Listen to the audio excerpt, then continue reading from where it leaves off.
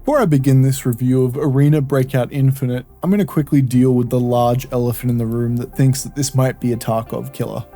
Yeah, it might be. With all the drama surrounding BSG and Tarkov as of the last few years, this game has kind of swooped in to try and steal some of the core player base, and I think good on them. Competition is good for gaming. It inspires studios to make better games and be overall better for the consumer.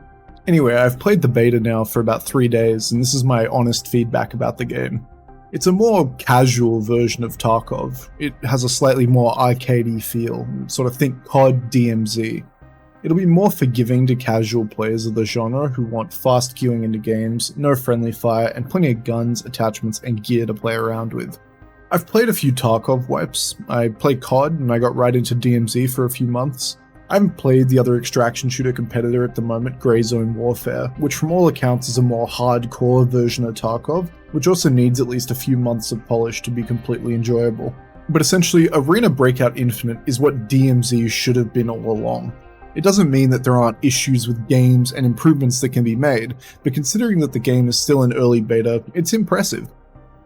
Early on during the sign-up process, Tencent made it clear that this game would require high-end PC hardware to run. Some people are saying that the game won't even open if your hardware doesn't meet these requirements, and that'll overall negatively impact the game's accessibility. The other thing I'll mention is, although I'm playing the beta from Sydney, Australia, my ping never really got higher than 100 during our playthroughs. My FPS was also pretty good, considering that it's a beta and probably not well optimized yet. This seems to be pretty consistent with what the majority of other beta testers have found so far.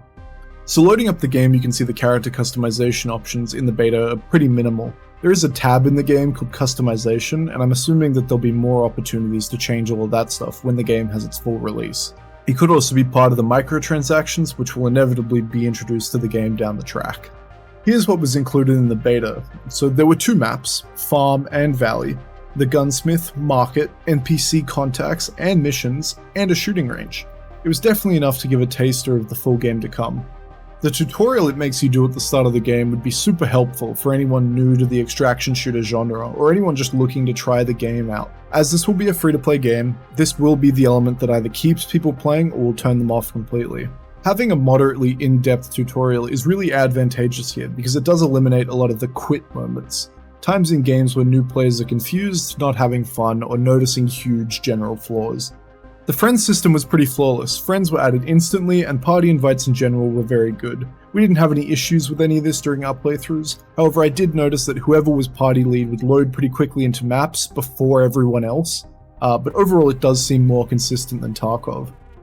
Raids are also noticeably quicker to load into, and it's probably because the maps are generally smaller. The game also offers a convenient matchmaking system, eliminating the need for players to search for groups themselves. The inventory management systems are basically just ripped from Tarkov. If you've played with it once, you won't really have any issues with understanding it. Every container has a set amount of slots in a certain configuration, and you can play Tetris with them to your heart's content. From what we experienced, the vendor system and mission progression is nearly identical as well, with quests having chains and more being available as you level up. There are 2 maps available to play in the beta, Farm and Valley.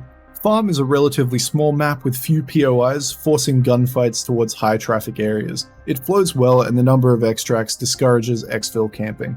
Valley opened up when you reached level 8, and it was noticeably bigger. Because of the level lock, it was definitely more challenging. I came up against people who were more confident and better equipped, and the loot there was way more rewarding as a result. So let's talk about graphics and audio. The game looks great with solid lighting and detail. However, I did notice that the game was using 100% of my CPU, graphics card, and memory. Overall, it was throttling my PC. I think that this is pretty easily forgiven because you expect betas to be poorly optimized. The character model moves relatively fluidly, although there is a little bit of floatiness. I never really felt like I was walking on solid ground or jumping over rocks. Improving the quality of first-person animations could also help in enhancing the overall experience.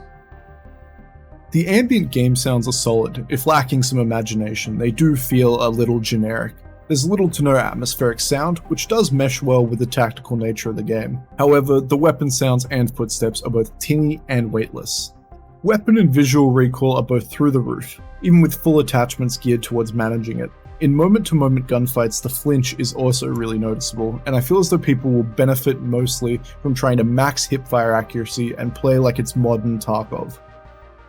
The results screen at the end of each raid is phenomenal. It includes a range of information, including an XP breakdown. The crowning feature, however, is the timeline and the play-by-play graphic that shows off every gunfight, every loot instance, and your total traveled distance. I haven't really seen this in any other game, and times that I have seen it done, it's been pretty poor.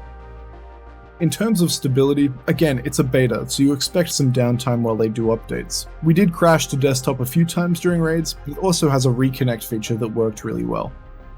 The beta also offers a different game mode in the later steps of progression called Forbidden Zone, which is a timed event in-game. Unfortunately, we didn't have a chance to play this because of some connection issues. One of the major draws of extraction shooters are the attachment systems. It was one of the biggest things about Tarkov that drew in a lot of players originally.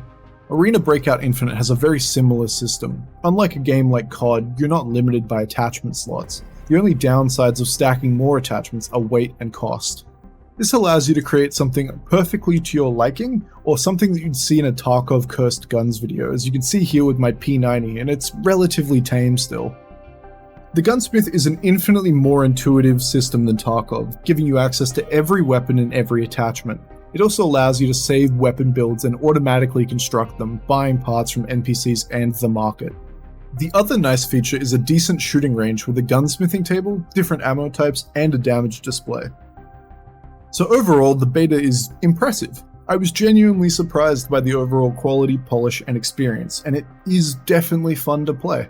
My personal feeling is that it probably could take away players from Tarkov and even Greyzone, because it does provide a more casual and accessible experience, and I know a lot of people have been looking for that for a very long time. At the moment, I couldn't tell you if the game has staying power. We'd need a lot more time than a beta to find that out, but it does have an awful lot of potential, and we're excited to see where this one goes. So, let us know what you think down in the comments below. Also, if you made it to the end of the video, thank you so much for watching, and don't forget to like and subscribe.